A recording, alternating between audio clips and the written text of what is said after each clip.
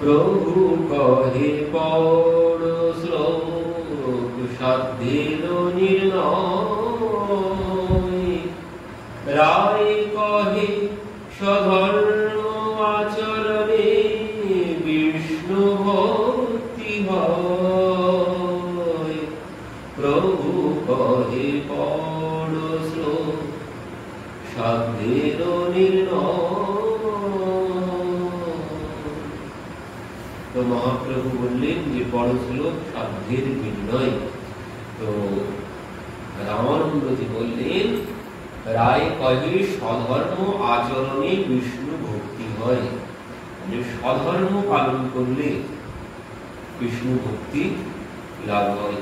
তো স্বধর্ম কি বলছেন? স্বধর্ম আমাদের যার যে যে স্থানে আছে, যে যেখানে আছে তার সেখানকার একটা ধর্ম আছে, যে যেখানেই আছি তার সেখানকার একটা নিজস্ব কর্তব্য আছে, সেটাই স্বধর্ম। যেমন পুত্রের ধর্ম পিতামাতার সেবা করা, পত্নীর ধর্ম পতির সেবা করা, এগুলোই সব স্বধর্মের মধ্যে পড়ে। আর এই স্বধর্ম আচরণে কি হয়? বিষ্ণু ভক্তি হয়। বললেন এই স্বধর্ম আর কি কি বললেন? স্বধর্ম হচ্ছে আমাদের চতুর্বর্ণ, ব্রাহ্মণ, ক্ষত্রিয়, বৈশ্য, শূদ্র, তো তাদেরও এক এক ধর্ম আছে, এক এক আশ্রমে এক এক রকমের ধর্ম ব্যবস্থা করা আছে। যেমন ব্রাহ্মণের ধর্ম হচ্ছে যজন, যাজন, অধ্যয়ন, দান, ব্রাহ্মণের ধর্ম। ক্ষত্রিয় ধর্ম দান, অধ্যয়ন, যজ্ঞ, দণ্ড আর যুদ্ধ। আর বৈশ্যের ধর্ম দান, অধ্যয়ন, যজ্ঞ, কৃষিকাজ, বাণিজ্য, বৈশ্যের ধর্ম। আর শূদ্রের ধর্ম হচ্ছে এই তিন বর্ণের সেবা করা। তো এই হচ্ছে স্বধর্ম, মানে এক এক আশ্রমে ব্রহ্মচর্য, গার্হস্থ্য, বানপ্রস্থ, সন্ন্যাস, এখানেও তাদের যে যে আশ্রমে যে যে কর্মের কথা বলা হয়েছে সেগুলোই তার স্বধর্ম। এই স্বধর্ম আচরণ করলে কি হয়? এই স্বধর্ম আচরণে বিষ্ণু ভক্তি লাভ হয়। আর বিষ্ণু ভক্তি লাভ হলে কি হবে? ওই সেটাই বললাম যে বিষ্ণু ভক্তি কেউ যদি লাভ করতে পারেন তাহলে কি হবে? ভৌমান মনোরথান স্বর্গান স্বর্গ সম্পদ, মানে স্বর্গ সম্পদ লাভ হবে, ভূমি সম্পদ লাভ হবে, ব্রহ্ম সুখ লাভ হবে। বললেন নির্বাণ, নির্বাণ মানে মুক্তি লাভ হবে যদি কেউ বিষ্ণুর আরাধনা করেন। তো মহাপ্রভু বললেন, রামানন্দজি যখন বললেন যে স্বধর্ম আচরণে বিষ্ণু ভক্তি হয়, তাহলে স্বধর্ম আচরণে বিষ্ণু ভক্তি হয়। স্বধর্মেও কিন্তু দেখা যাচ্ছে যদি পত্নী তার পতির সেবা করে, পুত্র যদি তার পিতা মাতার সেবা করে, সেখানেও সে এই স্বধর্ম আচরণের দ্বারাও বিষ্ণু ভক্তি, বিষ্ণু লাভ করেছেন, ভগবান বিষ্ণুকে লাভ করেছেন। আর পত্নীর ধর্ম তার স্বধর্ম বললেন, পত্নীর ধর্ম হচ্ছে পতি সেবা করা, নাস্তি স্ত্রী নাম পৃথক যোগ্য, অন্য কোনো ধর্ম নেই স্ত্রী জাতি, অন্য কোনো ধর্ম নেই, কোনো কিছু করতে হবে না, শুধুমাত্র এই স্বধর্ম পালন করলে সেও মুক্তি লাভ করবে। যদি কেউ এই স্বধর্ম আচরণ করেন, পুত্র যদি পিতামাতার সেবা করেন, সেখানেও ভগবানকে লাভ করেছে। আমরা সেই পুণ্ডরিক ভগবানের কথা দেখেছি, সেখানে পুণ্ডরিক ভগবান মাতা পিতার সেবা করছেন, মাতা পিতার সেবা করছেন একসাথে, একদিকে মায়ের চরণ আর একদিকে পায়ের পিতার চরণ, দুইজনার চরণ কোলের মধ্যে নিয়ে দুইজনার চরণ সেবা করছেন। পিতামাতার চরণ সেবা করছেন, পিতামাতার চরণ কোলের মধ্যে নিয়ে দুইজনার চরণ সেবা করছেন। আর সেখানে কেমন পিতামাতার চরণে কেমন ভক্তি, সেই ভক্তি পরীক্ষা করার জন্য স্বয়ং পুণ্ডরিক ভগবান, মানে পাণ্ডরীনাথ বিঠ্ঠল ভগবান, এসে দাঁড়িয়ে আছেন দরজায়, দরজায় দাঁড়িয়ে আছেন, কিন্তু সে কিছুতেই, ভগবান এসে ডাক দিয়েছেন, দরজায় এসে দাঁড়িয়ে আছেন, কিন্তু কিছুতেই যাচ্ছেন না। বলছেন দাঁড়ান আপনি ওখানে, আমার পিতা মাতা ঘুমিয়ে পড়ুক তারপর যাব, ঘুমালে আমি তারপর যাব। আমি যদি এখন এই সেবা বাদ দিয়ে চলে যাই তাদের নিদ্রা ভঙ্গ হবে, গভীর ঘুমে যখন তারা মগ্ন হবে আমি তখন যাব, তার আগে আমার সেবা শেষ হবে না। ভগবান এসে দাঁড়িয়ে আছেন, ভগবান বলছেন আমার মাথাটা তো ব্যথা করছে, আর কতক্ষণ দাঁড়িয়ে থাকবো, আমার মাথা ব্যথা করছে, আমি কতক্ষণ দাঁড়িয়ে থাকবো। তখন ওই কি করেছেন, পুণ্ডরীক একটা ইট দিয়েছেন ছুঁড়ে, মানে হাত দিয়ে ঠেকে দিয়েছেন যে ইটের উপরে বসো, ইট দিয়েছেন ভগবানকে বসার জন্য। কিন্তু ভগবান কি করলেন, সেই ইটের উপরে এইভাবে কোমরে হাত দিয়ে, ওই কোমরে ব্যথা করছে তাই কোমর চেপে ধরে ইটের উপরে দাঁড়িয়ে থাকলেন, ইটের উপরে দাঁড়িয়ে থাকলেন। তো সেইখান থেকে নাম হলো পাণ্ডরীনাথ, পুণ্ডরিকনাথ। পুণ্ডরিকনাথ মানে পুণ্ডরিকের জন্য ভগবান এসেছিল। তো যখন পিতামাতার সেবা শেষ হয়েছে, যখন ভগবানের কাছে গিয়ে দাঁড়িয়েছে, ভগবান বলছেন পুণ্ডরিক আমি তোমার সেবায় বড় প্রসন্ন হয়েছি, তোমার পিতামাতার প্রতি যে সেবা, এই সেবায় আমি তোমার প্রতি বড় প্রসন্ন হয়েছি, তো তুমি বর চাও আজ। তখন পুণ্ডরিক কি বলছেন, বলছেন প্রভু তুমি আসলে তো ভালো লাগে, তুমি এসেছো এখন খুব ভালো লাগছে, কিন্তু যদি তুমি চলে যাও তার মতো দুঃখ আর নেই। তো প্রভু যদি তুমি কিছু দিতে চাও, স্বয়ং নারায়ণ ভগবান বিষ্ণু তিনি, তো স্বয়ং বিষ্ণু নারায়ণ ভগবান বললেন ঠিক আছে। পুণ্ডরিক বলছেন প্রভু যদি তুমি কিছু দিতে চাও, ভগবান বলছেন ঠিক আছে, তুমি যা চাইবে আমি তাই দিব, তুমি বলো তোমার কি চাই আছে।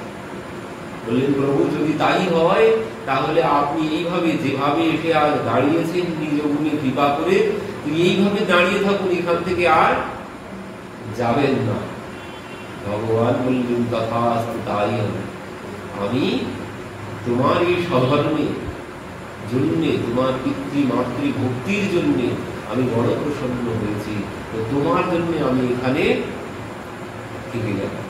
তো সেখান থেকে সেখানে থেকে গেলেন স্বয়ং এসে নারায়ণ ভগবান, স্বয়ং ভগবান নিজে এসে দাঁড়িয়ে গেলেন সেখানে। তো এই সাধর্ম আচরণে বিষ্ণু ভক্তি হয়।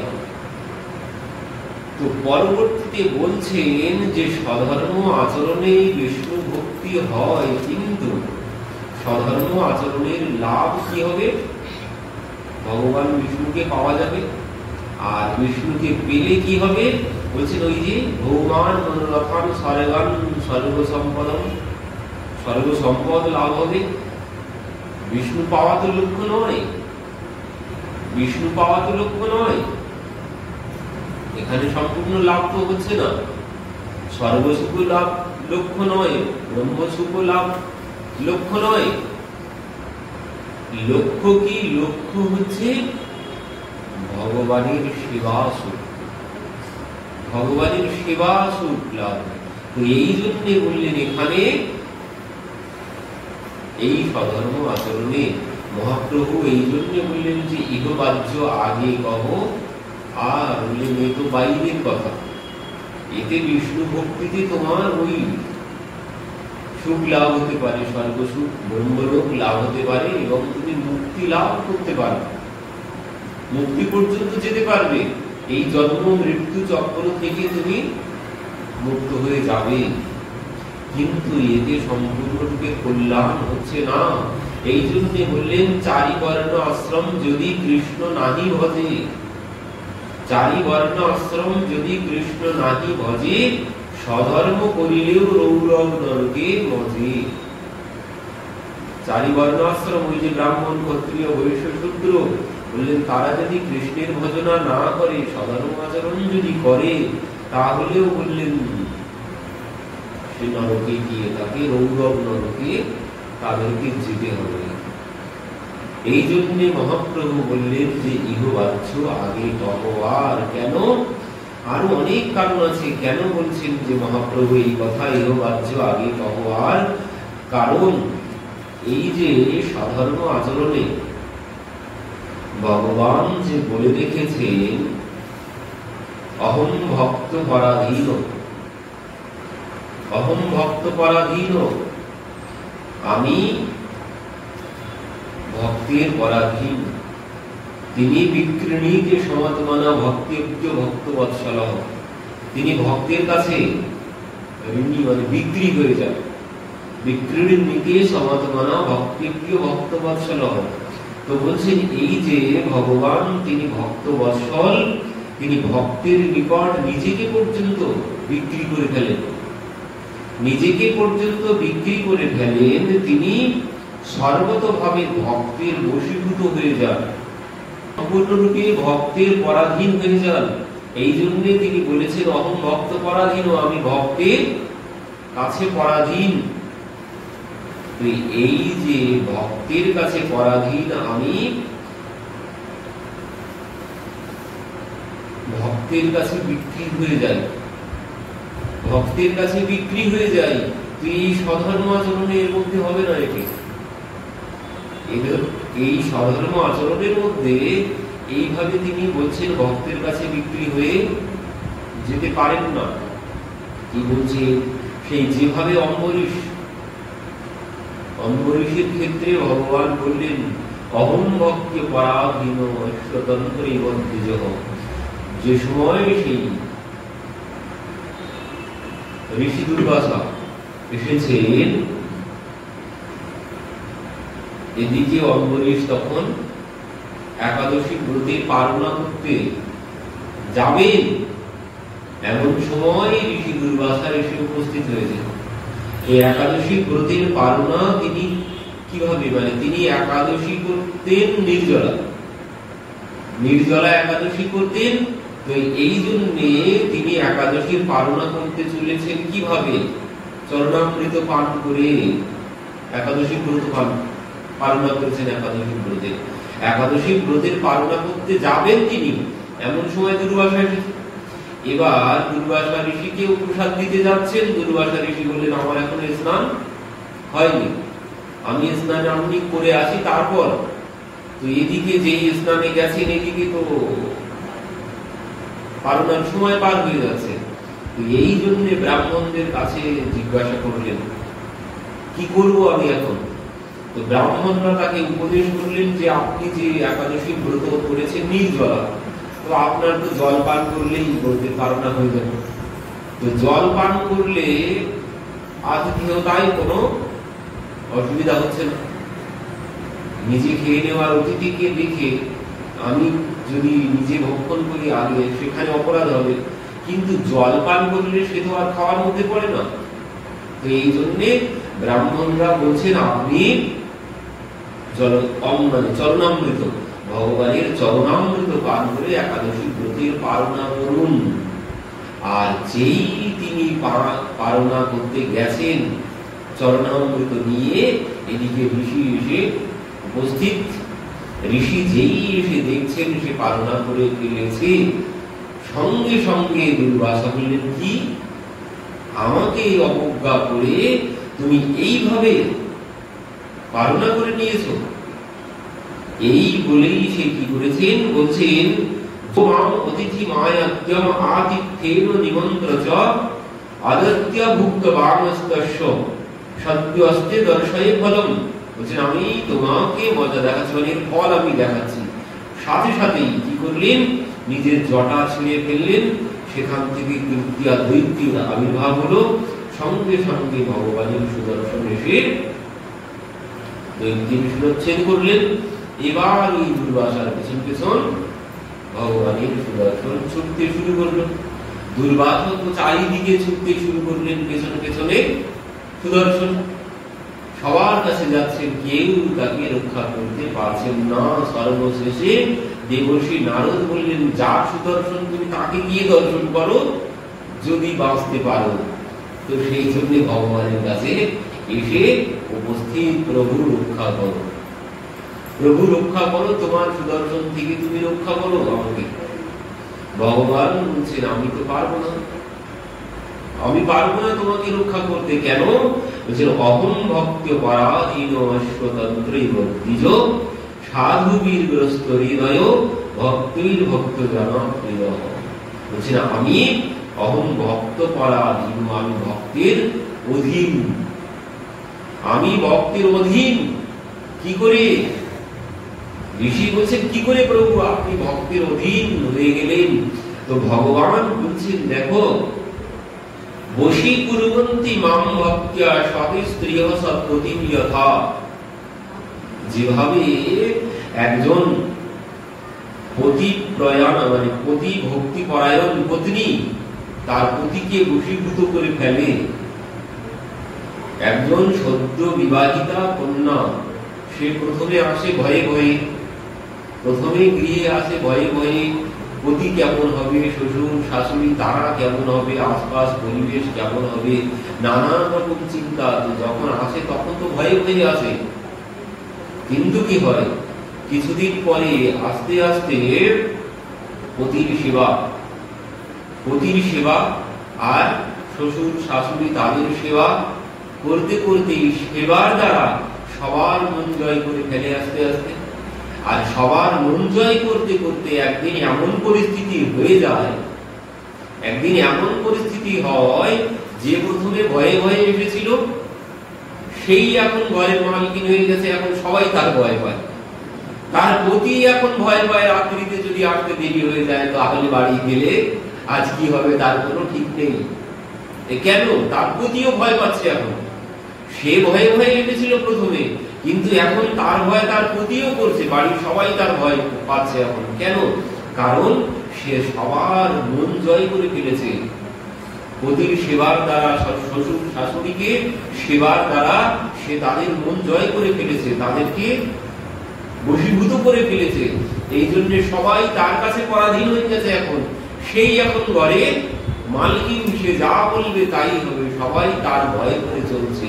তো ঠিক এইভাবে ভগবান বলছেন একজন পতিব্রতা রমণী যেমন তার পতিকে সেবার দ্বারা বশীভূত করে ফেলে, আমার ভক্ত, আমিও তো জগৎপতি, তো আমার ভক্তরাও আমাকে সেবার দ্বারা বশীভূত করে ফেলে, আমিও তাদের অধীন হয়ে যাই। আমার কিছু করার নেই, আমার এখানে কিছু করার নেই। তো তুমি আমার ভক্তির কাছে চলে যাও। এই জন্য বলছেন সাধব হৃদয়ম মহম সাধুনম হৃদয়ম তমহ মদন্যতে তেন জানন্তি নাহম তেভ্যো মনাগপি। বলছেন সাধব হৃদয়ম মহম সাধুনম হৃদয়ম তমহ। বলছেন আমার ভক্তের হৃদয়ে যেমন আমি বসে আছি, ভক্তের ভক্ত যেমন তার হৃদয়ে আমাকে বসিয়ে রেখেছে, আমিও ঠিক সেই ভক্তকে আমার হৃদয়ে ওইভাবে বসিয়ে রাখি। আমি তার কাছে এইভাবে পরাধীন হয়ে যাই। ভক্তির পরাধীন ভগবান, ভক্তের পরাধীন ভগবান, এইভাবে ভক্তের কাছে পরাধীন হয়ে যান। তো কখন হয়? বলছেন ওই সেবার দ্বারা, সেবার দ্বারা ওই বিষ্ণু ভক্তিতে, ওই প্রথম ভাবে বিষ্ণু ভক্তিতে যে কথা বলেছেন স্বধর্ম আচরণে বিষ্ণু ভক্তি হয়, বলেন স্বধর্ম আচরণের দ্বারা সম্ভব নয়, স্বধর্ম আচরণের দ্বারা সম্ভব নয়। স্বধর্ম আচরণে ভগবান বিষ্ণুর কৃপা পাওয়া যেতে পারে। এই যে পুণ্ডরিক কাকে পেয়েছে? ভগবান বিষ্ণুকে পেয়েছে। পুণ্ডরিক ভগবান বিষ্ণুকে পেয়েছে, ভগবানকে পাননি, ভগবান বিষ্ণুকে পেয়েছে স্বধর্ম আচরণের দ্বারা, পিতা মাতার সেবার দ্বারা ভগবান বিষ্ণুর কৃপা লাভ করেছেন। ভগবান এসে তার গৃহে দাঁড়িয়ে গেছেন। ভগবান বিষ্ণুর কৃপাতে কি হবে? ভগবান বিষ্ণুর কৃপাতে ওই সর্বসুখ ব্রহ্মসুখ মোক্ষ প্রাপ্তি হতে পারে, তার থেকে তো বেশি কিছু হবে না। তো এই জন্য বললেন ইহবাহ্য আগে কহ আর, এ তো বাইরের কথা, এতে কোনো কিছু হবে না, মহাপ্রভু বলেছেন। কারণ এতে পরম ফল পাওয়া সম্ভব নয়, ভগবানকে পাওয়া সম্ভব নয় এই স্বধর্ম আচরণের দ্বারা। যে আমাদের লক্ষ্য, জীবের যে লক্ষ্য, এখানে আরেকটি এর মধ্যে আরো রহস্য আছে। হয়তো এই অর্থে আমরা ব্যাখ্যা করলাম স্বধর্ম আচরণে বিষ্ণু ভক্তি হয়, এ একভাবে ব্যাখ্যা গেল। কিন্তু এই স্বধর্ম এবার কাকে বলে? স্বধর্ম মানে আমরা যে ব্যাখ্যা করেছি, ভগবান অর্জুনকে যে স্বধর্মের কথা বলেছে, ভগবান অর্জুনকে যে ধর্মের কথা বলেছেন, স্বধর্মে নিধনম শ্রেয় পরধর্ম ভয়াবহ। স্বধর্মে নিধন, মৃত্যুবরণ করাও ভালো, পরধর্ম ভয়াবহ। এই যে স্বধর্মের কথা ভগবান অর্জুনকে বললেন, এই স্বধর্ম, এর ভিতরের অর্থ আবার সম্পূর্ণ আলাদা। এটি হলো বাইরের অর্থ, বাইরের স্বধর্মের ব্যাখ্যা। এই জন্য মহাপ্রভু বলেছেন ইহ বাহ্য, এ তো বাইরের কথা হল। এই বাইরের কথা, ভিতরের কথা বলো। এর ভিতরের কথা কি হবে? এর ভিতরের কথা হচ্ছে স্বধর্ম আচরণে বিষ্ণু ভক্তি হয়। তো স্বধর্ম কি? স্বধর্ম কি আগেই আমরা আলোচনা করেছি। স্বধর্ম, এই সাধ্য নিরূপণ করতে গেলে আগে কি করতে হবে? স্বরূপ, স্বরূপ অনুবন্ধী জ্ঞান প্রয়োজন। নিজের স্বরূপকে জানতে হবে, তারপর সাধ্য নিরূপণ সম্ভব হবে। স্বরূপ কি? স্বরূপ মানে হচ্ছে আমি কে, সেটি আগে জানতে হবে, তারপর সাধ্য নিরূপণ ঠিক হবে। আগে আমি নিজেকেই জানলাম না, চিনলাম না যে আমি কে, আমাকে কোথায় যেতে হবে, সেটাই যদি না জানি, আমি কে এটাই যদি না জানি, তো আমার স্বরূপ আমি কি করে জানবো? আমার স্বধর্ম আমি কি করে জানবো? এই জন্য আমার সাধ্য কি হবে, মানে আমাকে যেতে হবে কোথায়, সেটি কি করে জানবো? আগে নিজেকে জানতে হবে আমি কে। আগে যদি আমি নিজেকে না জানি, আমার আত্মীয় পরিজনকে কি করে জানবো? আগে নিজেকে জানতে হবে, তারপরে তো জানবো যে এরা আমার, এরা সবাই আমার আত্মীয়। তার আগে আমাকে জানতে হবে, নিজেকে জানতে হবে আমি আমার আত্মীয়, আমার পিতামাতা এরা। তো এই জন্য বললেন আগে নিজেকে জানতে হবে, মানে স্বরূপকে জানতে হবে। আমি যদি আমার নিজের পরিচয় না জানি, তো আমার পিতামাতার পরিচয় আমি কি করে জানবো? তো এই জন্য বলছেন নিজেকে আগে জানতে হবে। নিজেকে কোন জ্ঞান বলছে? ওই নিজের স্বরূপকে জানতে হবে আগে। নিজের স্বরূপ, মহাপ্রভু বললেন জীবের স্বরূপ হয় নিত্য কৃষ্ণ দাস। এই স্বরূপকে আগে জানতে হবে। এই স্বরূপ না জানলে সাধ্য নিরূপণ সম্ভব নয়। তো এখানে যে বলেছেন স্বধর্ম, এবার স্ব শব্দের অর্থ কি? নিজে। এবার নিজেকে, নিজের স্বরূপ, জীবের স্বরূপ হয় নিত্য কৃষ্ণ দাস। আমি ভগবানের দাস, আমি ভগবানের দাস। তাহলে এবার আমার স্বধর্ম কি হবে? আমি যদি ভগবানের দাস হই, তাহলে তো পরিষ্কার বোঝাই যাচ্ছে, আমি যদি একজনের দাস হই, তো আমার কাজ কি? মালিকের সেবা করা। আমি যার দাস, তার সেবা করাটাই আমার কর্তব্য। আমি যার চাকর, আমি যার দাস, যিনি আমার প্রভু, তার সেবা করাটাই আমার সাধ্য, আমার স্বধর্ম। এটাই স্বধর্ম, এটাই হচ্ছে প্রকৃত স্বধর্ম। আমরা যে বর্ণাশ্রম দিয়ে যে ব্যাখ্যা করলাম, এটা স্বধর্ম নয়। প্রকৃত স্বধর্ম হচ্ছে নিজের স্বরূপের সাথে যুক্ত।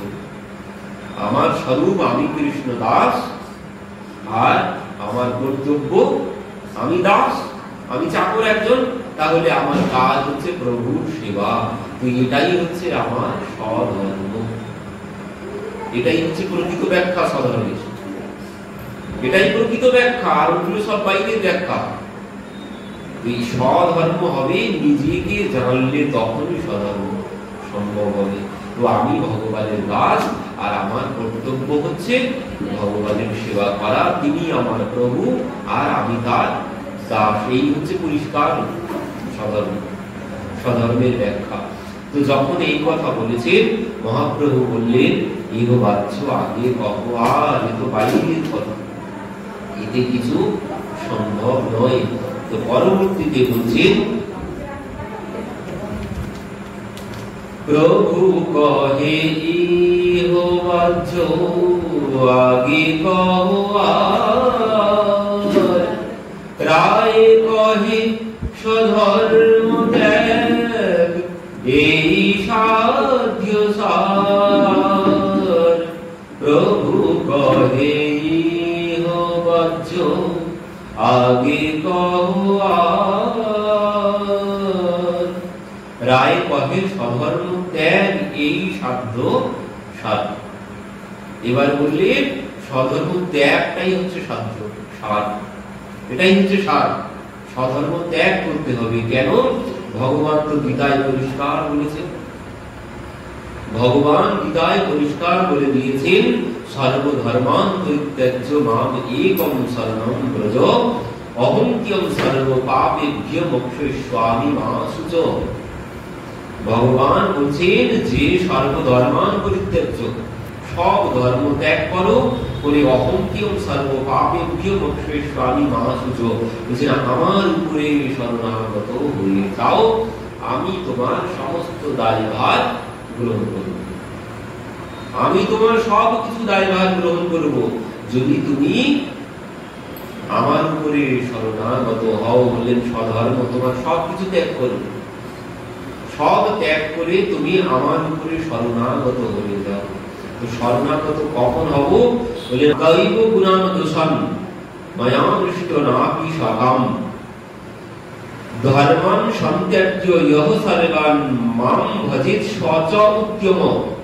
কি বলছেন ভগবান? উদ্ধবকে বলছেন, উদ্ধব সমস্ত কিছু ত্যাগ করে বেদ আদি ধর্মশাস্ত্রে আমার কর্তৃক যা যা বলা হয়েছে, বেদ আদি শাস্ত্র গ্রন্থে আমি যা যা বলেছি, সেই সমস্ত সবকিছু ত্যাগ করে, সবকিছু ত্যাগ করে যদি কেউ আমার শরণাগত হয়ে যায়, আমাকে শরণাগত হয়ে আমার ভজনা করে, আমি তার সমস্ত কিছু দায়ভার গ্রহণ করি।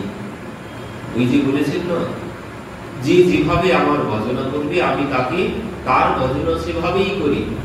অনন্য চিন্তয়ন্তু মাম ইয়ে জনঃ পর্যুপাসতে তেষাং নিত্যাভিযুক্তানাং যুগক্ষেমং বহমহম। বললেন যিনি আমার অনন্য ভক্ত, মানে অন্য আর কোনো দিকে যার কোনো নজর নেই।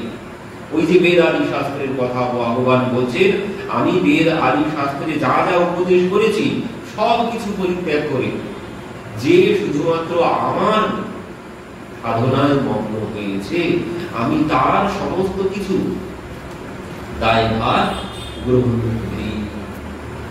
সমস্ত অন্য কোন দিকে যার কোনো আর কোনো দিকে কোন লক্ষ্য নেই, শুধুমাত্র আমার ভজনাতেই যে সতত নিযুক্ত হয়ে গেছে, আমার উপরে সম্পূর্ণরূপে সমর্পিত হতে হবে। তাহলেই আমি তার সমস্ত যুগক্ষেমং বহমহম, আমি তার সমস্ত দায়ভার গ্রহণ করব। কখন? যখন কেউ আমার সম্পূর্ণরূপে শরণাগত হবে। সম্পূর্ণ রূপে যদি কেউ শরণাগত না হন, তাহলে ভগবান তাকে রক্ষা করবেন না। বলেন ওই যে যথামান করতে, যে যেভাবে ভজনা করবে আমি তার ভজনা সেভাবেই করব। এই জন্য পরীক্ষিত মহারাজ প্রশ্ন করেছিলেন যে সুখদেবজিকে বলছেন, আমি দেখতে পাচ্ছি ভগবান যে কথা বলেছেন যে তিনি সবার কাছে, তিনি সবাই মানে সমদর্শী, তিনি ভগবান সমদর্শী। ভগবান সমদর্শী মানে সবাইকে তিনি সমান চোখে দেখেন, তার কাছে ছোট বড় কেউ নেই, তার কাছে সবাই সমান। তো পরীক্ষিত মহারাজ বলছেন, কই আমি তো দেখতে পেলাম না যে ভগবান সমদর্শী। ভগবান সমদর্শী আমি তো কোনো প্রমাণ পেলাম না। কেন? বলছেন আমি তো দেখতে পাচ্ছি যা ভগবান অসুরদেরকে বধ করছে, দেবতাদেরকে সাহায্য করছে, দেবতাদেরকে সাহায্য করছে, অসুরদেরকে বধ করছে। তাহলে সমদর্শী কোথায়? অসুরদেরকে বধ করবে কেন? তার কাছে যদি সবাই সমান হয়, তিনি দেবতাদেরকে ভালোবাসছেন, তাদেরকে রক্ষা করছেন, আর দৈত্যদেরকে বধ করছেন। সমদর্শী তো আপনি দেখতে পাচ্ছেন না, এখানে কোথায় সমদর্শিতা? তো বলছেন তাই কেন? তাই যদি হয়, এই কথা যদি হয়, তাহলে প্রহ্লাদ মহারাজকে ভগবান এত ভালোবেসেছেন, এমন কাউকে এমন ভালোবাসেননি।